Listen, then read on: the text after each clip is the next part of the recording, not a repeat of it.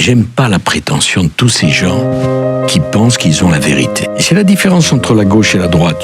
Il y a certainement des gens très limités à droite, il y a certainement des choses qu'on a fait qui n'étaient pas bien du tout, mais jamais on a la certitude d'avoir la vérité. Le problème avec une certaine gauche, c'est qu'ils pensent détenir un morceau de la vraie croix. Et rien n'existe face à eux. C'est insupportable. Je connais tellement de gens qui vivent dans le passé ou qui se projettent dans l'avenir. Vivre dans le passé, c'est comme si leur vie s'était donc arrêtée. Et se projeter dans l'avenir, c'est comme si leur vie se déroulait pas. Faut vivre dans le présent. Ça n'empêche pas d'avoir une direction, d'avoir une ambition, d'avoir des projets, mais dans le présent. Moi, je ne regarde pas ma gloire passée. Je suis très content de l'avoir fait, surtout quand je regarde le teint et le visage de ceux qui auraient voulu le faire et qui ne l'ont pas fait. Moi, j'ai eu la chance de pouvoir le faire. Mais je ne me suis pas arrêté à cela. Il faut continuer. La prochaine gare sera la plus belle. Le prochain trajet sera le plus long. Et il faut vivre comme ça. Il n'y a pas d'autre façon de vivre. Sinon, on arrête son compteur. Et quand il s'arrête vraiment, là, il y a un saut dans l'inconnu. Et chaque fois que j'étais à l'enterrement de quelqu'un, c'est comme si j'allais à mon enterrement. Tout ce qu'on croit fragile dure. Quand vous avez chez vous un vase qui vous a été donné par la vieille voisine, dont vous n'avez rien à faire, il peut casser à tout instant. Tout ce qui est fragile dure, parce qu'on y prend attention. Tout ce qu'on croit certain, établi, se casse, parce qu'on n'y attache pas l'intention, l'énergie qu'il faut. Donc le secret, c'est de comprendre que tout est fragile. Et plus c'est fragile, plus ça dure. Plus c'est fragile, plus c'est précieux. C'est ça le secret. Être concentré. Ne croire que jamais rien n'est acquis. Ni en amour, ni pour sa santé, sa forme physique, ni dans le boulot. Chaque fois que vous pensez que vous êtes arrivé, alors vous êtes prêt de partir. C'est contre-intuitif, mais la fragilité est un gage de solidité. Parce que quand vous êtes sûr de quelque chose, à 100%, l'être humain est fait qu'il n'y attache plus d'importance. On n'apprend qu'avec les échecs. On n'apprend rien des succès. Je me souviens très bien de la soirée de 2012 et j'ai beaucoup de mal à me souvenir de la soirée de 2007. Parce que dans l'échec, les gens vous regardent vous. Dans le succès, ils regardent la lumière. Et la lumière, ça aveugle. On voit rien dans la lumière. Premier jour de mon installation à l'Élysée, je pars dîner avec Angela Merkel à Berlin. Je reviens, il doit être 2h, 2h30 du matin. Ils avaient posé sur le siège arrière gauche de ma voiture tous les magazines français, internationaux. Il y avait que moi en couverture. Et quand je traversais Paris en pleine nuit derrière les motards pour entrer à l'Élysée, j'étais sur tous les panneaux. J'en ai eu comme une nausée. C'était trop. J'ai pas lu un seul des magazines. Faut se mettre dans une bulle et rester tranquille.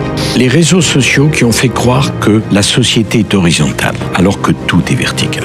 Pourquoi ? Parce que il n'y a pas une société, une famille, une association, un pays qui peut fonctionner sans un leadership.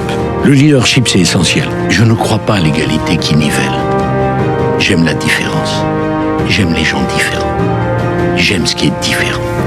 Et vous ne pouvez pas aimer l'égalité et la différence. Même dans vos enfants, ils sont différents. Et vous verrez ça plus tard. Vous les aimerez pareil. Mais il y en a qui ont besoin de beaucoup d'attention, d'autres qui ont besoin de beaucoup de liberté. La différence. Et pour moi, la plus belle des devises serait libre, fraternel, différent. La séduction est la conséquence de la conviction et jamais le préalable. Convaincre et après séduire.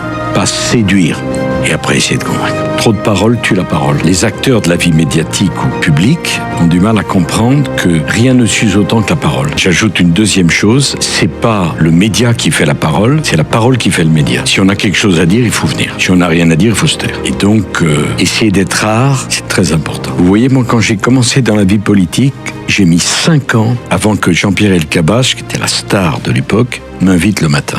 5 ans. Maintenant, vous avez une vingtaine de rendez-vous tous les matins. Et c'est très difficile pour les radios, les télévisions, de trouver de quoi remplir toutes ces cases. À mon époque, quand j'ai commencé, il y avait trop d'invités possibles pour les cases.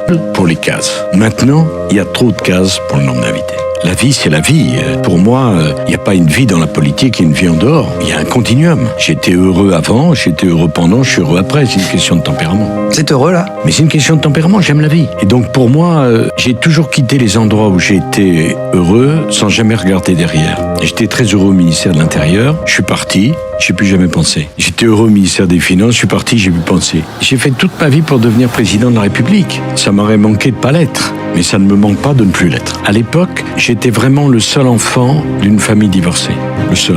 Et c'était vraiment très difficile pour ma mère parce qu'à l'époque, être une femme divorcée avec des enfants, on était vraiment socialement mis de côté, quoi. C'était vraiment étrange d'être enfant d'une famille divorcée. Maintenant, il y a une famille sur deux en Île-de-France qui a divorcé. Je dis pas que c'est bien, mais c'est devenu quelque chose de banal, peut-être d'ailleurs trop banal. Quand j'en ai souffert à l'époque, je suis pas sûr, parce que mon père n'était pas facile, et au fond, j'ai vécu avec mes frères, mon grand-père, ma mère. J'étais plus tranquille comme ça. J'étais pas très content contre mon père pendant un nombre d'années parce que je trouvais qu'il aidait pas assez ma mère. Ce qui compte, c'est pas pourquoi on a de l'ambition. Ce qui compte, c'est de l'avoir. Et quand on aime quelqu'un, ce qui compte, c'est pas pourquoi vous l'aimez. C'est que vous l'aimez. Et donc, moi, j'ai toujours eu en moi cette ambition depuis très jeune.